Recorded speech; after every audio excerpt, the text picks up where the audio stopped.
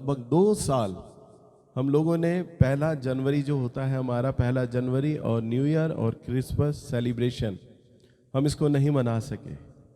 पर फिर से हमें प्रभु ने मौका दिया है, जबकि न्यूज़ में लगातार आ रहा है कि कोविड हो सकता है और आने वाले सप्ताहों में भारत में कोविड का आगमन हो रहा है, परंतु प्रभु ने इन तमाम बावतों के बाद हम पर यह अनुग्रह किया कि हम फिर से नए साल का आगमन हम प्रभु के वचन से मना सके। हालेलुया। सो आज हम थोड़ी देर परमेश्वर के वचन पर मनन करेंगे, क्योंकि आज इतवार है और इतवार के दिन हमारा चर्च लगता है, आपको पता है, और 4 सभाएं होती हैं। परंतु आज 1 जनवरी है और हम 1 जनवरी को न्यू ईयर और क्रिसमस सेलिब्रेशन भी मना रहे हैं। सो हम कुछ देर प्रभु के वचन में मनन करें, सीखें कि परमेश्वर अपने वचन में क्या बोलते हैं इस नए साल के विषय में। सो आइए हम प्रभु के वचन में देखें। निकालिएगा हबक्कुक नबी की किताब, पुराने नियम से हबक्कुक नबी की किताब, इसका 2 अध्याय और इसका 2 पद। यहां पर लिखा है, यहोवा ने मुझसे कहा। निकालिए हबक्कुक नबी की किताब 2 अध्याय और इसका 2 पद। बहुत ही सुंदर बात है और ये वचन मेरे हृदय को छू जाता है। बहुत ही सामर्थी वचन है, सब लोग ध्यान से देखें। लिखा है, यहोवा ने मुझसे कहा, दर्शन की बातें लिख दे, वरन पट्टियाओं पर साफ साफ लिख, कि दौड़ते हुए भी वे सब सहजता से पढ़ी जाएं। क्योंकि इस दर्शन की बातें नियत समय में पूरी होने वाली हैं, वरन इसके पूरे होने का समय वेग से आता है। इसमें धोखा ना होगा, तो भी उसकी बाट जोते रहना, क्योंकि वे निश्चय ही पूरी होंगी। हालेलुया। वचन में लिखा है, यहोवा ने मुझसे कहा, दर्शन की बातों को लिख ले, वरन पट्टियाओं पर साफ साफ लिख, कि दौड़ते हुए भी बड़ी सहजता से पढ़ी जाएं। लिखा है, दर्शन की बातों को लिख ले। दर्शन क्या लिखा है इसमें? दर्शन। दर्शन को अगर हम दुनियावी रीति से समझें, जैसे मैं आपको एक अगर दुनियावी एग्जाम्पल बताऊं, तो दुनियावी एग्जाम्पल होता है दर्शन का टारगेट, लक्ष्य। और लक्ष्य 2 प्रकार के हो सकते हैं, टारगेट 2 प्रकार के हो सकते हैं। पहला टारगेट यानी पहला दर्शन वह है जो हम बनाते हैं। उदाहरण के लिए, मैं एक पासवान हूं और मेरा टारगेट, मेरा लक्ष्य, मेरा दर्शन यह है कि प्रभु अब सन 2023 में आप मेरी कलीसिया की संख्या को 5000 तक बढ़ा दें। ये मेरा दर्शन है। ये मेरा दर्शन है कि प्रभु जी, मैं नए मकान में शिफ्ट होना चाहता हूं, मैं एक बड़ा और मकान लेना चाहता हूं। हम इस दर्शन को बना सकते हैं। आप व्यापार कर रहे हैं, आप नौकरी कर रहे हैं, नौकरी में आपकी तनख्वाह 20,000 है, आप प्रभु के आगे दर्शन बना सकते हैं, प्रभु सन 2023 में मैं चाहता हूं मेरी तनख्वाह 25,000 हो जाए, 30,000 हो जाए। वो आपका दर्शन है, आपका टारगेट है। परंतु एक दर्शन वह होता है जो परमेश्वर हमें देता है, जो परमेश्वर हमें देता है। और ये सबसे बड़ी बात है, सन 2023 के अंदर प्रभु ने आप सब लोगों के लिए कुछ ना कुछ दर्शन संजोए हैं, कुछ ना कुछ दर्शन उसने बनाए हैं, आप सब लोगों के लिए बनाए हैं। यहां बैठा एक व्यक्ति भी ये नहीं कह सकता कि प्रभु ने मेरे लिए कुछ नहीं रखा, मेरे लिए कुछ नहीं बनाया। अगर हम ध्यान दें तो तोड़ों का दृष्टांत पर आप देखें तो वहां लिखा है, एक स्वामी ने देर यात्रा पर जाते हुए अपने दासों को तोड़ा देना आरंभ किया।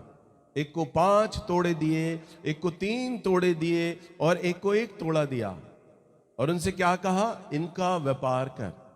और जब उन्होंने व्यापार किया तो जिसने 5 तोड़े कमाए थे उसने 10 तोड़े बना लिए, और जिसने 2 तोड़े जिसे मिले उसने व्यापार किया, 4 तोड़े बनाए। परंतु जिसको 1 मिला उसने क्या किया, अपने तोड़े को दबा दिया, अपने दिनार को दबा दिया, और कहा स्वामी कठोर है, सख्त है, वो लेखा लेने आएगा, और जब वो आएगा तो मैं उसका ज्यों का त्यों उसका जो तोड़ा होगा वो उसे दे दूंगा। परंतु हम देखते हैं जितनों ने व्यापार किया था, 5 वाले ने, 2 वाले ने, स्वामी ने क्या कहा? स्वामी ने बोला कि हे उत्तम दास, तू थोड़े में विश्वास योग्य है, मैं तुझे बहुतों का अधिकारी बनाऊंगा। हालेलुया। परंतु जिसने 1 तोड़ा दबाया था उसको क्या कहा? हे निकम्मे आलसी दास, तुझसे ये भी ना हुआ कि तू कम से कम ये व्यापारियों को ही दे देता, मुझे इसका ब्याज मिलता, परंतु तूने ऐसा ना किया। उसने गुस्सा किया। पर हम देखते हैं स्वामी जानता था नौकरों की उन आदतों को कि कौन कौन इनमें है विश्वास योग्य और कौन आलसी और निकम्मा है। प्रभु आप सबके बारे में जानता है, कौन है मेहनती, कौन है जुनून वाले, कौन है जो मुझसे प्यार करते हैं, कौन है जो मेरी सेवा करना चाहते हैं, कौन है जिसके मन में ईमानदारी है, कौन है जिसको मैं आशीष दूंगा तो वो उसे बढ़ाएगा, और कौन है इनमें से आलसी और निकम्मा जिसे मैं कितना ही दे दूं वो कुछ नहीं करने वाला। परंतु हम देखते हैं स्वामी ने क्या किया? वो जानता था कि आलसी और निकम्मा है, परंतु वहां लिखा है उसने उनकी योग्यता अनुसार उन्हें सब दिया। प्रभु ने आपकी योग्यता के अनुसार सन 2023 का दर्शन आपके लिए रखा है। हालेलुया। आप सबकी योग्यता अनुसार आप ईमानदार हैं, आपकी ईमानदारी के अनुसार परमेश्वर ने आपको सन 2023 का दर्शन दिया है।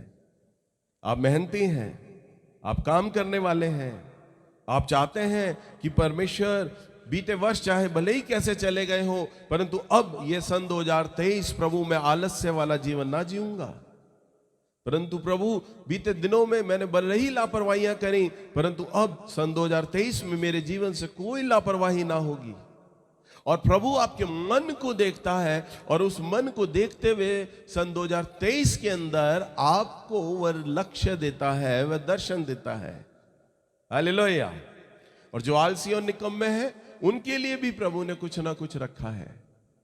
तो मैं आपको क्या कहता हूं, यहां ऐसा एक भी ऐसा व्यक्ति नहीं है जिसके लिए प्रभु ने कोई दर्शन ना रखा हो। प्रभु ने सब रखा है।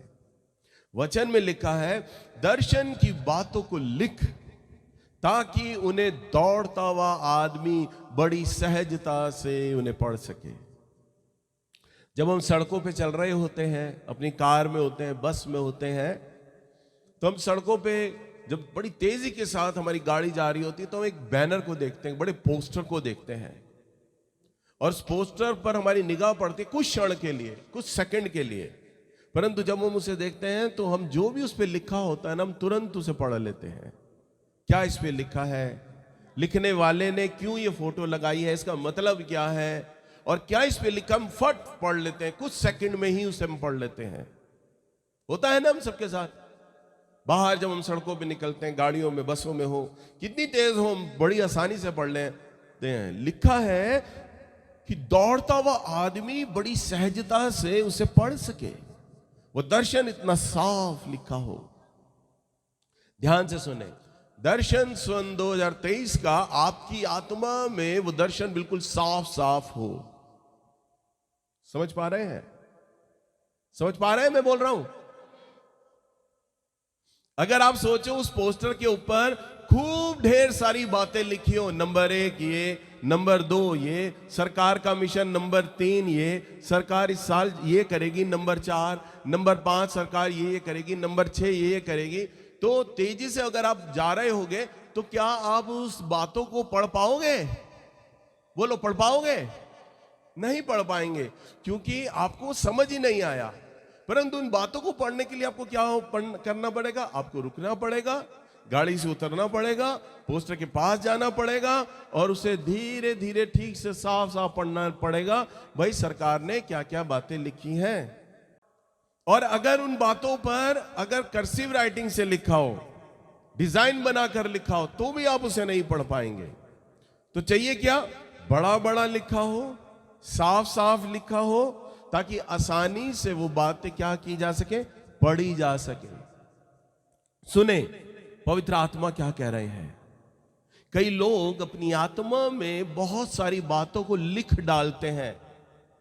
मुझे ये चाहिए प्रभु, मुझे ये चाहिए प्रभु, मुझे ये चाहिए। जब हमारी फाइनेंशियल प्रेयर होता है ना, हम बोलते हैं आपको प्रभु से क्या चाहिए, तो सब लोग पूरा हिट लिस्ट बना देते हैं। नंबर 1 पे ये, नंबर 2 पे ये, नंबर 3 पे ये, नंबर 4 पे ये, नंबर 5 पे ये, नंबर 6 पे ये। सारी अपने जो निवेदन है, जो भी उनकी मांग होती है, उसे वो लिखते चले जाते हैं।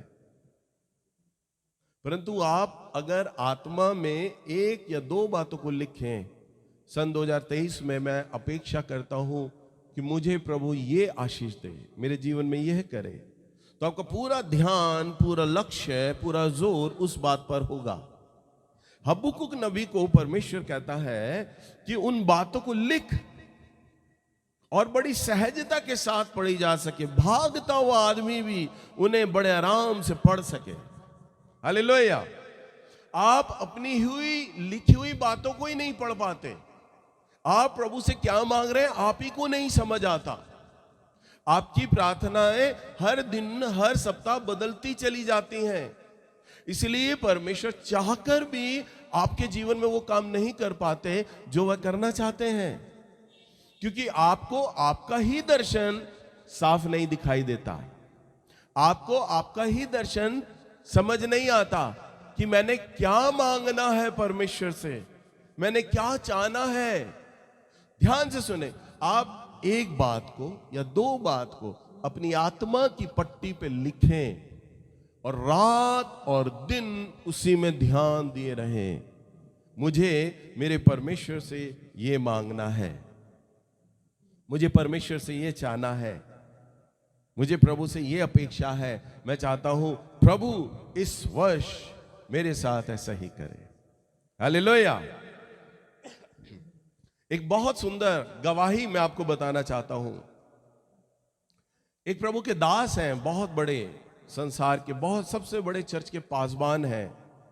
उनका नाम है पास्टर पॉल योंगिचो, और उनकी जो कलीसिया है इस समय 20 लाख लोगों से भी अधिक है। अभी सही आंकड़ा मुझे नहीं मालूम, परंतु मैंने कुछ वर्ष पहले उनकी किताब को पढ़ा था, तब 20 लाख लोग थे। तो 20 लाखों से तो अधिक है, हो सकता है 50 लाख तक कलीसिया उनका पहुंच गया हो। वो एक दर्शन की बात पर बताते हैं। उन्होंने एक बार बहुत अच्छा उदाहरण लिखा, उसमें उन्होंने अपनी जीवन की एक बात को लिखा। उन्होंने कहा, मेरे चर्च की एक लड़की थी, वो आती थी और वो बहुत सांवले रंग की थी, कोरियन लड़की थी, सांवले रंग की थी। वो उनके पास आती थी और उसका विवाह नहीं हो रहा था। तब उन्होंने उनसे पूछा, बेटा, उसकी माँ ने भी बोला, पादरी साहब मेरी लड़की के लिए प्रार्थना करो, इसकी शादी बिल्कुल नहीं हो रही है, ज़्यादा उम्र होती जा रही है, हम इसकी शादी चाहते हैं कि इसकी शादी हो जाए, आप प्रार्थना करें। उन्होंने कहा, बेटा तुम क्या मांग रही हो प्रभु से? उन्होंने कहा, मैं जीवन साथी मांगती हूँ। उन्होंने कहा, कैसा जीवन साथी मांग रही हो? उन्होंने कहा, कैसा जीवन साथी क्या? बस मैं मांग रही हूँ बिलीवर लड़का हो, बस अच्छा लड़का हो। उन्होंने कहा, और क्या मांग रही हो? उन्होंने कहा, बस मैं ऐसे ही मांग रही हूँ, क्या आप मुझे जीवन साथी दो, जो प्रभु को समझ आए, जो प्रभु को अच्छा लगता हो, जो प्रभु को भाए, मुझे ऐसा लड़का मिले। उन्होंने उस लड़की को अपने साथ टेबल पर बैठाया और लड़की को कहा, बेटा अपने मन की बात जो तेरे मन में है, जैसा तू चाहती है मेरा जीवन साथी ऐसा ऐसा हो, तू वो सारी चीजें लिख ले। उस कागज पे उसने लिस्ट निकाली और उसे बनाना शुरू किया। उन्होंने कहा, उस लड़के का रंग कैसा होना चाहिए, बोल कैसा हो? उन्होंने कहा, लड़के का रंग गोरा हो। खुद सांवली थी पर लड़का कैसा मांग रही? गोरा। उन्होंने कहा गोरा। उन्होंने लिखा, गोरा लिख दिया। उन्होंने कहा, अच्छा लड़के की लंबाई कितनी होनी चाहिए? उसने कहा 6 फुट के आसपास। उन्होंने कहा लिख 6 फुट। उन्होंने 6 फुट लिख दिया। उन्होंने कहा लड़की, अब लड़की से पूछा उसकी आंखों का रंग कैसा हो? वो कहती भूरा आंख हो। भूरा। बाल कैसे हो? भूरे हो। आंखों का रंग भूरा। अच्छा क्या काम करता हो, तू क्या चाहती है? उसने कहा, मैं चाहती हूं प्रभु की आराधना करता हो। उसने कहा लिख प्रभु की आराधना। कौन सा इंस्ट्रूमेंट बजाती हो, कौन सा बाजा बजाने वाला हो वो लिख। उसने कहा, मुझे गिटार सबसे अच्छा लगता है, मैं चाहती हूँ मेरा जीवन साथी गिटार बजाता हो। उन्होंने कहा लिख इस पे गिटार बजाता हो। सारी चीजें उसने लिख ली। और उन्होंने कहा, बेटा जो तेरा ड्रेसिंग टेबल है ना, जहां पे तू रोज बाल बनाने जाती है, तू इस ड्रेसिंग टेबल के शीशे पे ये पूरा लिस्ट चिपका दे, क्योंकि जब जब तू दिन में कई बार जाएगी, तेरी नजर उस लिस्ट पे पड़ा करेगी, उस चीज को देखा करेगी, और वैसे ही तेरे मन में बातें रहेंगी। मेरा जीवन साथी 6 फुट लंबा हो, गोरा हो, भूरे बाल हो, बिल्ली आंखें हो, आराधना करता हो, गिटार बजाता हो। ये सारी खूबियां तेरे दिमाग में पूरा दिन भर चलती रहेंगी, रात भर चलती रहेंगी, और यही तू प्रार्थना में मांगेगी। और वही लड़की ने किया, उस लिस्ट को शीशे पे चिपका दिया, वैसे ही मांगना उसने शुरू कर दिया, बोलना शुरू कर दिया, और सारा दिन रात दिमाग में उस लड़के का ख्याल, उसने कल्पना में, अपने विचारों में उस लड़के का चित्र बना लिया। वो ऐसा ऐसा दिखता होगा जैसा उसके कागज पे लिखा था। प्रार्थना करती रही, प्रार्थना करती रही, प्रार्थना करती रही, और उसके बाद कई महीने बीत गए। वो लड़की और उसकी मां उस पादरी साहब को अचानक मिले, क्योंकि उनकी बहुत बड़ी कलीसिया, मैंने बताया 20 लाख लोगों से ऊपर, वो सबसे नहीं मिल पाते। कई महीनों बाद जब वो उस माँ बेटी से मिले तो उन्होंने उस माँ से पूछा, अरे तुम्हारी बिटिया का विवाह हुआ? उन्होंने कहा हाँ हो गया। उन्होंने कहा कैसे हुआ, मुझे बताओ। उन्होंने कहा पादरी साहब आपको ध्यान होगा, आपने ऐसा ऐसा मेरी बेटी को लिस्ट बनाने को कहा था। उन्होंने कहा ऐसे ही मैंने किया था। उन्होंने कहा मेरी लड़की ऐसे ही प्रार्थना में उस लड़के को मांगा करती थी, और क्या हुआ कि उस वैसे ही लड़के को मांगा करती थी रात दिन लगातार, और कुछ दिनों के बाद हमारे चर्च में हूबहू वैसे ही लड़का हमारे चर्च में आया जैसा मेरी बेटी मांगा करती थी। और वो बहुत रिजर्व रहता था, क्वायर के लड़के लड़कियों से बात नहीं करता था। वो दूसरे किसी चर्च से आया था, हमारे चर्च की लड़कियों को गाना सिखाने के लिए, लड़कों को गाना सिखाने आया था वो क्वायर को। और जितनी भी लड़कियां थी उस लड़के पर सब लोग क्या हो गई, मोहित हो गई, क्योंकि वो लड़का बहुत सुंदर था। सब लड़कियां चाहती थी इस लड़के से मेरी शादी हो जाए, मेरी शादी हो जाए। सब चाहती थी लड़कियां, वो सारी लड़कियां उस लड़के के आगे पीछे घूमती, पर वो लड़का बिल्कुल रिजर्व होता, बिल्कुल बात नहीं करता किसी फालतू, बस आराधना से मतलब, गाने सिखाना क्वायर में, बस यही करता था, किसी पे ध्यान नहीं देता था। हर लड़की के माँ बाप ये चाहा करते थे इस लड़के से मेरी बेटी का ब्याह हो जाए। और कुछ दिनों के बाद जैसा वो अपनी डील में आया था कि भाई मैं इतने दिन आपके चर्च में रहूंगा, गाने सिखाऊंगा, और फिर वो अपने शहर चला जाता, अपने चर्च लौट जाता। जब वो लौटने पर था, जा रहा था, तो जाते वक्त उसी सांवली लड़की के पास वो आया और उसने कहा मैं तुमसे शादी करना चाहता हूं, तुम क्या मुझे पसंद करती हो, मुझसे शादी करना चाहोगी? वो लड़की अवाक रह गई, क्योंकि वही लड़का 6 फुट, रंग गोरा, भूरे बाल, भूरे आंखें, गिटार बजाता था, आराधना करता था, उन दर्शन की बातों को जिन्हें वो रात दिन मांगती थी, वो सामने खड़ा था और वो उसे विवाह के लिए बोल रहा था। और लड़की ने विचार किया मैं तो सांवली हूं, ये इतना सुंदर है, ये मुझे प्रपोज कैसे कर सकता है? पवित्र आत्मा ने उसे उसी वक्त विचार में बोला तेरी प्रार्थनाओं का उत्तर तेरे सामने खड़ा है। और फिर उस लड़की ने कहा आप मेरी मम्मी से बात कीजिएगा। फिर वो लड़का उसकी मम्मी के घर आया, घर में आके मम्मी ने पसंद किया, बातचीत हुई और फिर दोनों की शादी हुई। सुनो सुनो, और शादी पढ़ते वक्त उस लड़की की मां ने रोते हुए पादरी साहब को कहा, शादी पढ़ते वक्त जब पादरी साहब शादी पढ़ने लगे, मैंने दूल्हे को सबके सामने दिखाया और अपनी लड़की को भी दिखाया और मैंने कहा देखो मेरी लड़की सांवली है और लड़का इतना सुंदर है, पर इसे ये लड़का मिला कैसे? उसने वही लिस्ट दिखाई सबके सामने जो ड्रेसिंग टेबल पर चिपकाई हुई थी और कहा देखो ये यही लिखकर रात दिन मांगा करती थी और परमेश्वर ने आज इसकी उस मांग को पूरा कर दिया है। हालेलुया। और सबके सामने उस औरत ने वो लिस्ट फाड़ दी, कहती अब इसका कोई मतलब नहीं रहा क्योंकि परमेश्वर ने प्रार्थना को सुन लिया है और जो इस लड़का कागज में लफ्जों में लिखा था वो हूबहू हमारे सामने खड़ा है। हालेलुया। और फिर उस लड़की का ब्याह उस लड़के से हुआ। उस लड़की की उम्र ज्यादा हो गई थी, शादी नहीं हो पा रही थी क्योंकि उस लड़की के मन में जो दर्शन था वो साफ ही नहीं था। क्या मांगती? कुछ नहीं था। मैं भी जब अपने चर्च के लिए मेरे पास मेरे प्रचारक, मेरे पास्टर, मेरे परिवार के लोग मुझे बार बार बोला करते हैं, हमारी कलीसिया बहुत बढ़ रही है, हमारी कलीसिया बहुत बढ़ रही है, इनके लिए जगह का इंतजाम करो, कहाँ बैठाना है, क्या करना है, पैसे इकट्ठा करो, योजना बनाओ। मुझे बार बार बोला जाता। मैं एक ही बात बार बार बोलता, ये प्रभु की सेवा है, ये मेरे प्रभु की सेवा है, मेरे प्रभु ने दिया है और मेरा प्रभु ही इंतजाम करेगा कि लोगों को कहाँ बैठाना है। मैं ऐसे ही बोलता। एक रात परमेश्वर मेरे स्वप्न में आए और साफ उन्होंने मुझसे मालूम है क्या कहा, तू मुझसे मेरे चर्च के लिए जमीन क्यों नहीं मांगता है। मैंने परमेश्वर के सामने वही उन बातों को रखा। मेरी आत्मा प्रभु से बोल रही है, प्रभु ये आपकी सेवा है, आपको बैठाना है लोगों को, आपको मालूम है कहां ले जाओगे। मेरा दर्शन ही मुझे नहीं मालूम था, मेरा दर्शन ही साफ नहीं था, मैंने प्रभु के भरोसे रखा हुआ था। प्रभु ने मुझसे ही कहा, तुझे क्या याद नहीं, जब जब तूने मुझसे कुछ मांगा है क्या मैंने वो तुझे दिया नहीं। मैंने कहा प्रभु आपने दिया है। प्रभु ने कहा मुझसे मांग, मैं तुझे तेरे चर्च के लिए जगह दूंगा। हालेलुया। और फिर मैंने मांगना आरंभ कर दिया अपने चर्च के लिए जगह को। और सन 2023 यानी आज जो पहला दिन है, प्रभु के भक्त के द्वारा भविष्यवाणी हो चुकी है, इस साल हमारा चर्च बनना आरंभ हो जाएगा। हालेलुया।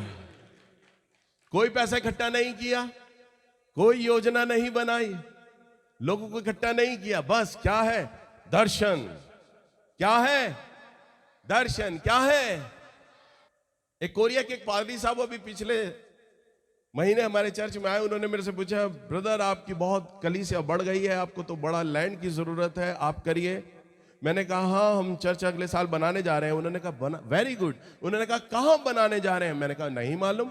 उन्होंने कहा पैसे इकट्ठा कर लिया। मैंने कहा नहीं मालूम। कह रहे तो अब कैसे कह सकते हैं कि सन 2023 में आप अपना चर्च बनाएंगे। मैंने कहा मेरे साथ परमेश्वर का प्रॉमिस है, क्योंकि दर्शन है मेरे साथ। हालेलुया। वचन में लिखा है जहां दर्शन नहीं होता वहां लोग निरुंकुश हो जाते हैं, हताश हो जाते हैं।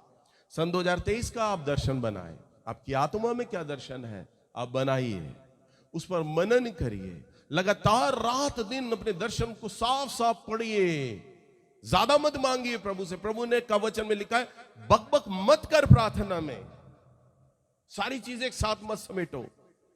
एक या दो चीज जो परमेश्वर को भाती है, प्रभु की सेवा से संबंधित जो चीज है, प्रभु की महिमा जो चीज करे, वो चीज प्रभु से मांगना आरंभ कर दो।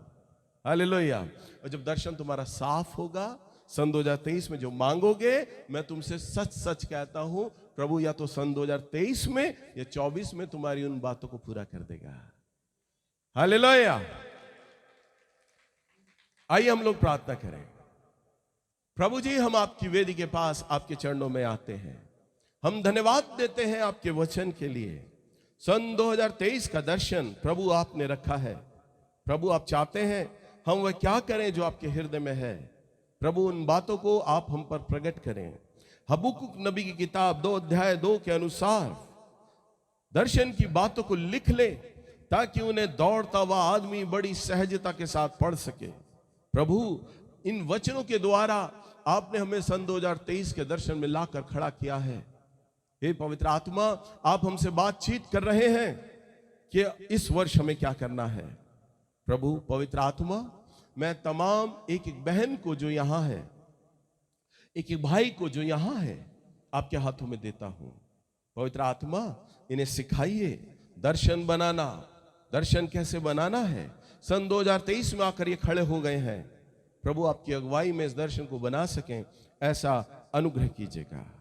मसीह यीशु, हम इस प्रार्थना को आपके मीठे, पवित्र और सामर्थी नाम में मांगते हैं। आमीन और फिर आमीन।